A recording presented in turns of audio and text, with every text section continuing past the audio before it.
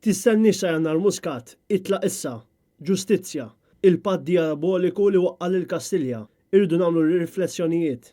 Kif l-istorja qatt tiġġudikhom, riżenji u ġustizzja. Dawn kienu titli tal-editorjali li ddominaw il-gazzetti tal-ħadd l-għada li tressaq Jorgen Fenech il-qorti. Il-Patt Fawzjan Max-Xitan li niżel l-Ittorja tal-Kastilja kien it-titlu tal-editorjal tal-Malta Today b'riferenza għad-dram tal-kittib Ġermaniż von Goethe dwar il-Patt Max-Xitan li għamel Faust. L-era ta' Joseph Muscat intemmet għax l-arja hija tqila bit-tradiment, erq u ntiena ta' klikka korrotta li żammet lill-uffiċċju tal-Prim Ministru ostaġġ ta' żwieġ bejn in-negozju u l-politiċi.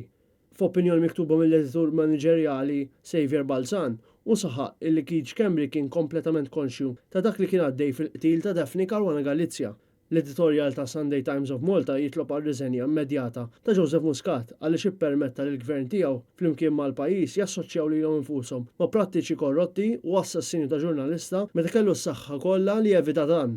Il-Malta Independent on Sunday tgħid li l-unika pass onorabbli u inevitabbli li jista' jagħmel Joseph Muscat f'dan il-mument jekk jiswa ħaq Karlin huwa li jirżenja b'effett immedjat u mhux sa Jannar. Aktar ma jdum, aktar juri kemm hu disprat li jgranfa mas-siġu tal-poter u toktor ir-rebellioni kontra l-establishment ta' Muscat.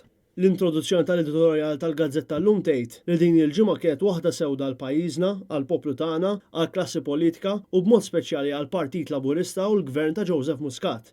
Il-Gazzetta Mument tgħid kif il-mixera tal-korruzzjoni rnexxielha tagħti n-nar lill-Kastilja u waslet għal 3 riżenji fl-istess ġurnata nhar it-tlieta li għadda mill-Gvern ta' Muscat. L-Adrun ma jorqodx bdiet ħirġa l-verità u jeħtieġ isir ġustizzja. Il-Gazzetta Torċa tal-Gen Workers Union kienet l-unika gazzetta tal-ħadd li fl-editorjal tagħha minflok attakkat lill gvern Laburista ta' Muscat infexxet f'dadija ta' tajjir fil-konfront tal-Partit Nazzjonalista. Il-Gazzetta tal-Partit Laburista il-kulħadd fl-editorjal tagħha wkoll qiegħda titlob għal ġustizzja bid-dettalji ta' tkexkix li ħerġin dwar il-komplott qed iqajmu furur u rabja fost in-nies.